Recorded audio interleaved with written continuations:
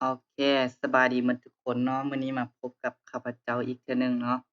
มื้อนี้ข้าพเจ้าจะมานำเสนอเกี่ยวกับการคิดไลน์ต่างๆใน Excel เนาะนี่เป็นบทฝึกหัดตัวที่2วิดีโอตัวที่1ข้าพเจ้าได้อัดไปแล้วเนาะการคิดไลน์ผลบวกหรือว่าค่าเฉลี่ยค่าสูงสุดค่าต่ำสุดเนาะแต่วิดีโอในมื้อนี้ข้าพเจ้าจะมาคิดไลน์เกี่ยวกับการรวมเป็นเงินเนาะแต่เป็นการซื้อเครื่องอุปกรณ์ต่างๆเนาะแล้วก็การคิดไลน์ส่วนลดแล้วก็มื้อนี้หลักๆก็คือการคิดไลน์เนาะรวมเป็นเงิน แล้วก็คิดรายส่วนลดอีกอย่างหนึ่งแม่นการใช้สกุลเงินกีบเนาะโอเคมาเบิ่งแต่ตารางนำกันเลยเนาะแต่ตารางตัวนี้เขาจะเอาบทฝึกหัดตัวที่2เนาะเบาบินซื้อเครื่องใช้โรงการเนาะลำดับมีรายการมีจำนวนมีหัวหน่วยมีราคาต่อหัวหน่วยรวมเป็นเงินเนาะทางร้านลดให้5%รวมเป็นเงินที่ต้องจ่ายให้ร้านเนาะจะมีอุปกรณ์ต่างๆ10อย่างเนาะคือคอมพิวเตอร์มีสติกเกอร์มีเมาส์มี JAC มีเปิ่มมีเอกสารมีข้อปักเสียบมีสกอตมีกาวมีบิตเนาะโอเคราคาที่เขาเจ้ากำหนดนี้แม่นเขาเจ้าสมมุติฐานขึ้นมาเนาะสมมุติว่าคอมพิวเตอร์จำนวน5หน่วยราคา3,700,000กิกก็คือหน่วยหนึ่งราคา3,700,000กิกแต่ว่า5หน่วยจะมีราคาเท่าใดเนาะรวมเป็นเงินการรวมเป็นเงินไม่เฮ็ดแม่นเฮ็ดแนวใดเนาะการรวมเป็นเงินบ่ได้หมายถึงว่าเป็นการบวกเสมอเนาะการรวมจะเป็นขึ้นกับคำถามที่เขาเจ้าถามเนาะแต่ที่จริงแล้วส่วนหลายทุกคนคิดว่าการรวมจะเป็นการบวกเสมอแต่ตัวนี้จะเป็นการคูณย้อนหยังก็เป็นการรวมคือกันแต่เป็นราคาเนาะมันบ่ได้รวมบ่ได้บวกเข้ากันมันจะเป็นการคูณเนาะเพราะว่า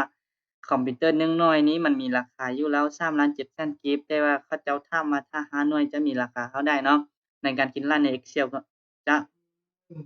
บ่มีสูตรเนาะหรือว่ามีสูตรข้าพเจ้าก็บ่ได้นำใช้สูตรส่วนหลายแม่นข้าพเจ้าจะพิมพ์เอาเนาะ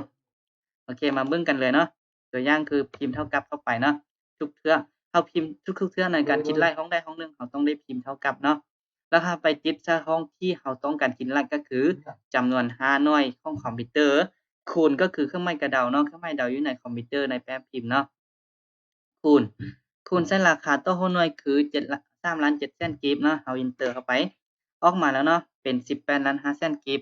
โอเคออกมาแล้วเป็น18,500,000กีบตัวนี้ห้องต่อไปเด้เราจำเป็นคิดไล่บ่จำเป็นเนาะหรือว่าเราสิคิดไล่อีกก็ได้แต่ว่ามันเสียเวลาฉะนั้นข้าพเจ้าจะลากเอาเลยเนาะจะลากเอาเราเพื่อความว่องไวเนาะในการคิดไล่อยู่ใน Excel เนาะโอเคห้องตัวที่2นี้จะเป็นสติกเกอร์เนาะติดคีย์บอร์ดนะ เราจะมาสังเกตแบบใดเราจึงรู้ว่าถูกหรือผิดเนาะเราลากลงมาแล้วเราบ่มีความมั่นใจแต่ฉะนั้นเราจะไปติ๊กใส่นี้2บานเนาะแล้วมันจะออกมาเป็นของสีฟ้ากับสีแดงเนาะเป็นหยังมันจึงบอกเป็นสีฟ้ากับสีแดง2ตัวนี้ย้อนว่าเขาเจ้าว่าของนี้ได้รวมกันจาก5คูณ5เท่าใด5คูณ5,000กิบจะคือเท่าใดเนาะจะเป็น25,000นั่นเองเนาะหรือว่าเราคิดไล่คือ แผ่นสติกเกอร์นี้แผ่นหนึ่ง5,000กิบแต่5แผ่นจะถือเท่าใดก็คือการคูณธรรมดาเนาะ5 ๆ 25จะเป็น25,000กิบเนาะโอเคอันนี้เป็น25,000กิบและทางร้านลดให้5%ของต่อไปก็คือการคิดรายส่วนลดเนาะการคิดรายส่วนลดนี้มันบ่ได้ยากเนาะแต่ว่าต้องเข้าใจเนาะหลักๆแม่นต้องเข้าใจส่วนลดก็คือเขาเจ้าลดให้แม่นบ่ทางศัพท์ที่เราเข้าใจเนาะโอเคเขาเจ้าลดให้5%แต่รวมเป็นเงินทั้งหมด18,500,000นี้ถ้าเขาเจ้าลด5%จั่นยังเหลือเราได้เนาะแล้วลด5%นี้จะแม่นลดเราได้เราได้เนาะเราโอเค มาเบิ่งกันเลยก่อนเราจะเข้าใจเราต้องรู้จักว่า18,500,000นี้มันจะมีอยู่100%เดะถ้าว่าเขาเจ้าลด5%แล้วจั่นยังเหลือให้เราได้เนาะโอเคทีนี้ข้าพเจ้าจะพิมพ์เครื่องหมายเท่ากับเข้าไปเนาะข้าพเจ้าจะไปติดใส่ห้องรวมเป็นเงินทั้งหมดคือ18,500,000เนาะเฮ็ดแนวใดเนาะไปคูณใส่เลยเนาะไปคูณใส่5%เราพิมพ์เอาก็ได้เนาะพิมพ์เอาเลยก็ได้เนาะตัวนี้วิธีที่1เราพิมพ์เอาเลย5%นี้หมายถึงหยัง5%หมายถึง5/100นั่นเองนะ5/100ก็คือ5/100เหมือน5/100นะ5/100น่าจะเป็น0.05ก็ได้เนาะหรือว่าเป็น5%พิมพ์เข้าไปเลยเนาะใน Excel มันจะออกมาเลยเนาะถ้า18,500,000เขาเจ้าลด5%ลดจำนวนเงินอยู่เท่าใด925,000กีบแม่นบ่หรือว่าถ้าเราบ่มั่นใจว่าสิถูกหรือผิดเรามาสุ่มเทียบเบิ่งคืนก็ได้เนาะ18,500,000นี้มี100%อยู่แล้วแต่ถ้าว่า5%เนาะกลับคืนมามีจักจำนวนเงินคือเท่าใดเนาะฉะนั้นถ้าเอาอยู่เท่าใดพิมพ์เท่ากับเข้าไปเรากดคืนเนาะ เอาห้อง 18,500,000 นี้ไปคูณใส่ 0.5% แสดงว่าเป็น 5 100 จะเป็น 0.05 เนาะคูณใส่ 0.05 ถ้าบ่ใส่เปอร์เซ็นต์ต้องเอา5ไปต้องเอา5นี้ไปหารให้100ก่อนเนาะจะเป็น 0.05 enter เข้าไปจะตกอยู่ใน9,925,000 กีบคือกันเนาะโอเคแสดงว่าถูกต้องเนาะต่อไปเด้เราจำเป็นคิดไล่บ่จำเป็นเนาะเราจะต้องลากคือเก่าเนาะโอเคได้แล้วเนาะจำนวนเงินที่ทางร้านลดให้เนาะแต่ละอุปกรณ์เราซื้อมาทางร้านจะลดให้เท่านี้เนาะแล้วของต่อไปคือการรวมเป็นเงินที่ต้องจ่ายให้ร้านเนาะการรวมเป็นเงินที่ต้องจ่ายให้ร้านต้องทำความเข้าใจก่อนเนาะถ้ารวมเป็นเงินที่ต้องจ่ายให้ร้านเราจะจ่าย 18,500,000 บ่แม่นเนาะเพราะว่าทางร้านเขาจะลดให้ 5% แล้วฉะนั้นเราจะต้องเอาจำนวนเงินทั้งหมดนี้ไปลบใส่ 5% ที่เขาจะลด 5% จะถือเท่าใดเราไปลบกันเนาะ แล้วมันจะออกมาเป็นจำนวนเงินที่จะต้องจ่ายเช่นว่าเราพิมพ์เครื่องหมายเท่ากับเนาะเราติดใส่ห้องรวมเป็นเงินทั้งหมดไปลบใส่พิมพ์เครื่องหมายลบใส่ห้องทางร้านลดให้ 5% เนาะจะเป็น FC ลบให้ GC มาจากใช้ FC เข้าใจบ่ FC คือสีฟ้าคือห้องคอลัมน์ F เที่ยวที่ C ลบให้ห้องคอลัมน์ G เที่ยวที่ C คือกันเนาะ enter เข้าไปเนาะมันจะรวมเป็นเงินที่จะต้องจ่ายให้เจ้าของร้านก็คือถึกอยู่ 17,575,000 กีบนั่นเองมันบ่ได้จ่ายเป็น 18,500,000 หั้น 500,000 กีบเนาะโอเคเราลากลงมาเลยเนาะลากลงมาเลยฮอดห้องที่เราต้องการเนาะจำนวน10ลำดับที่ซื้ออุปกรณ์ต่างๆเนาะแล้วรวมเป็นเงินทั้งหมดเด้อันนี้ใช้ยังใช้สูตรยังกันรวมทีนี้รวมเป็นเงินทั้งหมดแล้วบ่อยู่ในห้องเดียวกันแล้วรวมเป็นเงินทั้งหมดที่จะต้องจ่ายให้เจ้าของร้านเนาะตัวนี้จะเป็นผลบวกนั่นเองแล้วผลบวกเราจะเข้าไปใส่เข้าไปที่ออโตซัมเนาะเข้าไปที่ออโตซัมมันจะออโตให้เราเลยเนาะมันจะเลือกข้อมูลที่เราจะต้องรวมกันจำนวน10อย่าง10ลำดับเนาะ10อย่างเนาะที่เราจะซื้ออุปกรณ์ต่างๆนี้เราพิมพ์เรากด enter เข้าไปเนาะนี่คือจำนวนเงินรวมทั้งหมดที่จะต้องจ่ายให้เจ้าของร้านแล้วก็ตัวต่อไปห้องต่อไปเราคิดไล่ก็คือค่าเฉลี่ยห้องรวมเป็นเงินโอเคอย่าไปงงกับคำถามเนาะค่าเฉลี่ยห้องรวมเป็นเงินต้องอ่านคำถามให้ชัดเจนเขาเจ้าถามห้องใดเนาะเขาเจ้าถามห้องนี้แม่นบ่รวมเป็นเงินทั้งหมดเนาะนี่เป็นรวมเป็นเงินเนาะค่าเฉลี่ยรวมเป็นเงินบ่แม่นรวมเป็นเงินที่จะต้องจ่ายเนาะจะเป็นห้องค่าเฉลี่ยรวมเป็นเงินเนาะ คัสเรียคลิปวิดีโอตัวที่1ครับเจ้าสอนไปจะเป็น average เนาะ average เราสามารถเข้าบ่ได้เดะเราพิมพ์เอาก็ได้เนาะเมื่อกี้นี้เราเข้าไปที่ Auto Sum แล้วเดี๋ยวนี้ข้าพเจ้าอยากจะพิมพ์เอาได้บ่ได้ยกตัวอย่างก่อนอื่นจะพิมพ์เราต้องพิมพ์เครื่องหมายเท่ากับเนาะ average เราจะต้องพิมพ์ก่อนเนาะ v a v e r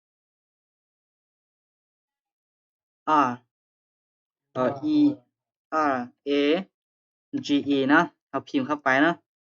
แต่เราพิมพ์เราต้องเปิดวงเล็บให้มันเนาะเปิดวงเล็บให้มันแล้วไปเลือกห้องที่เขาจะต้องรวมเนาะเราต้องการคิดไล่เนาะเลือกมาเลยเนาะโอเค enter ได้บ่ได้แล้วเนาะถ้าบ่เฮ็ดแบบนี้เราเข้าไปที่สูตร Auto Sum เลยได้บ่ได้เนาะเข้าไปที่ปุ่มสามเหลี่ยมนี้เข้าไปที่ average เนาะแต่มันจะรวมห้องนี้บ่ฉะนั้นมันจะบ่ถึกเพราะเป็นรหัสของ15มันบ่ถึกว่าเราต้องการห้องที่เขาเจ้าให้รวมก็คือรวมเป็นเงินเนาะเราต้องไปติ๊กใส่ห้องนี้ลากตั้งแต่ F4 จนฮอด F13 เนาะโอเค enter ออกคือกันบ่คือกันเป๊ะเนาะโอเคข้าพเจ้าขอลบเนาะยันสิสับสนส่วนลดสูงสุดแม่นแนวใดเนาะสูงสุดค่าใหญ่สุดค่าน้อยสุดข้าพเจ้าสอนไปในคลิปทำอิฐจะเป็นใหญ่สุดคือ max นั้นเนาะน้อยสุดคือ min เนาะโอเคตัวนี้ข้าพเจ้าพิมพ์เอาก็ได้เนาะแต่ข้าพเจ้าอยากจะเข้าไปที่ Auto Sum ตัวนี้ปุ่มสามเหลี่ยมนี้เนาะเข้าไปที่ max เนาะมันจะเลือกเอาห้องนี้บ่แต่มันบ่ถึกเนาะฉะนั้นเราจะต้องเลือกไปที่ส่วนลดสูงสุดก็คือส่วนลดนี้นะขอโทษอะไรเนาะมันติ๊กใส่อันนั้นน่ะโอเคเข้าไปที่ Auto Sum เนาะเข้าไปที่ max โอเคขอโทษข้าพเจ้ากดส่งบานเนาะ max เนาะแล้วข้าพเจ้ามาเลือกซื้อห้องที่ส่วนลดทางหันลดให้เนาะส่วนลดสูงสุดจะถึกเท่าใดสังเกตเบิ่งกับครูบ่ส่วนลดสูงสุดจะเป็น 930,000 กีบเนาะส่วนลดต่ำสุดเด้หรือว่าเขาเจ้าว่าราคาต่อหุ้นน้อยต่ำสุดก็คือห้องราคาเนาะ บ่แม่นห้องรวมเป็นเงินบ่แม่นห้องส่วนลดบ่แม่นห้องรวมเป็นเงินที่จะต้องจ่ายให้เจ้าของร้านบ่แม่นห้องหัวหน่วยบ่แม่นห้องจำนวนเนาะแต่มันแม่นห้องราคาต่อหัวหน่วยนั่นเองเนาะเป็นตามที่เขาเจ้าถามเนาะต่ำสุดก็คือ Min เนาะถ้า Min เราเข้าไปที่ปุ่มสามเหลี่ยมนี้ Min อยู่นี่บ่กดแบบนี้บ่ออกมาเขาเจ้าจะเลือกห้องนี้ให้เราแต่ห้องนี้บ่แม่นห้องที่เราจะต้องการคิดไล่ฉะนั้นห้องที่เราต้องการคิดไล่คือห้องราคาต่อหัวหน่วยนี้บ่ฉะนั้นไปกดไส้นี้ลากลงมาเนาะแบบนี้กด Enter เข้าไปส่วนลดเอาราคาต่อหัวหน่วยที่ต่ำสุดเราก็สังเกตเบิ่งว่าราคาต่อหัวหน่วยต่ำสุดอยู่ในเที่ยวนี้จะมีอยู่ 5,000 กีบนั่นเองเนาะต่ำสุดก็คือ 5,000 กีบโอเคหมดแล้วเนาะเกี่ยวกับการคิดไล่ที่ข้าพเจ้าว่าสิมาบอกวิธีการใช้สกุลเงินกีบเนาะถ้าเราพิมพ์ใส่เดะได้บ่เราพิมพ์ใส่ก็ได้แต่เราพิมพ์ใส่มันจะบ่ออกเนาะยกตัวอย่างข้าพเจ้าจะพิมพ์ให้เบิ่งเนาะข้าพเจ้าจะพิมพ์สมมุติว่าตัวนี้บ่ตัวนี้ 920,000 กีบข้าพเจ้าจะพิมพ์ 925,000 กีบ 25,000 กีบโอเคทีนี้ทุกคนรู้แล้วบ่เป็นหยังมันจึงมีจุดนี่จั่นอันนี้จำบอกหัวหน่วยของมันเนาะก่อนเราจะรู้เราต้องเข้าไปใส่เลือกเนาะโอเคเข้าไปที่ insert เนาะหรือว่าค้นพบนี้เนาะเข้าไปที่จุดนี้บ่มันจะจุดเนาะโอเคแต่มันจะบ่แม่นจุดเนาะสากลของคนลาวใช้เป็นจำเนาะจำเป็นคือการบอกหัวหน่วยเนาะโอเคทีนี้ถ้าเราพิมพ์สกุลเงินกีบใช้ได้บ่ได้เนาะพิมพ์ว่าคำว่ากีบเนาะพิมพ์คำว่ากีบเข้าไปกีบเนาะแต่ถ้าเราพิมพ์คำว่ากีบเข้าไปเราคูณได้บ่เราคูณเวลาเราคูณออกมามันจะบ่ถูกเนาะยกตัวอย่างเอาตัวนี้ไปคูณใส่ตัวใดก็ได้เนาะเอาสกุลเงินกีบนี้ไปคูณใส่ตัวนี้เนาะมันจะบ่ออกเนาะมันจะบ่ออกคำตอบถ้าเราพิมพ์เข้าไปเนาะฉะนั้นจะมาบอกวิธีการใช้สกุลเงินกีบก็คือแค่เดี๋ยวขอลึกก่อนนะการใช้สกุลเงินกีบก็คือเราสิใช้สกุลเงินกีบใส่ห้องได้เราก็ทาสีใส่ห้องนั้นเนาะห้องที่เราต้องการใช้สกุลเงินกีบก็คือเราทาสีใส่เข้าไปปนที่ว่าฟอนต์เนาะฟอนต์ตัวนี้จะเป็นปุ่มตัวนี้เนาะปุ่มน้อยๆตัวนี้เข้าไปที่นี้เข้าไปที่นี้จะเห็นแบบนี้หน้าตั้งออกมาแบบนี้เนาะจะมีหน้าตั้งออกมาแบบนี้จะมีหน้าตั้งออกมาแบบนี้ถ้าเข้าไปที่ number เนาะ number คือ custom เนาะ custom ตัวนี้เนาะแล้วเข้าไปที่ใดเราจะเขียนเป็นสกุลเงินกีบก็คือเข้าไปที่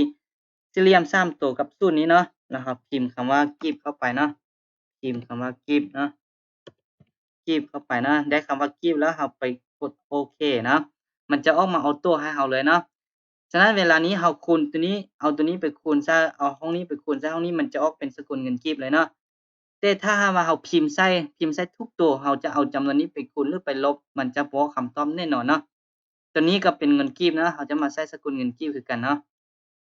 เข้าไปที่บ่อนเก้านี้เนาะเข้าไปที่ number custom แล้วก็เข้าไปที่บ่อนเก้าเนาะโอเคสี่เหลี่ยม3ตัวกับศูนย์เนาะเราพิมพ์คำว่ากีบเข้าไปมันจะออโตให้เราเลยเนาะเพราะเราทาสีหมดแล้วเนี่ยจะเป็นจำนวนเงินกีบเนาะห้องนี้ก็คือกันเนาะถ้าว่า เราต้องการใช้จำนวนเงินสกุลเงินเนาะเข้าไปที่บ่อนเก่า number custom นี่เนาะเข้าไปที่ปุ่ม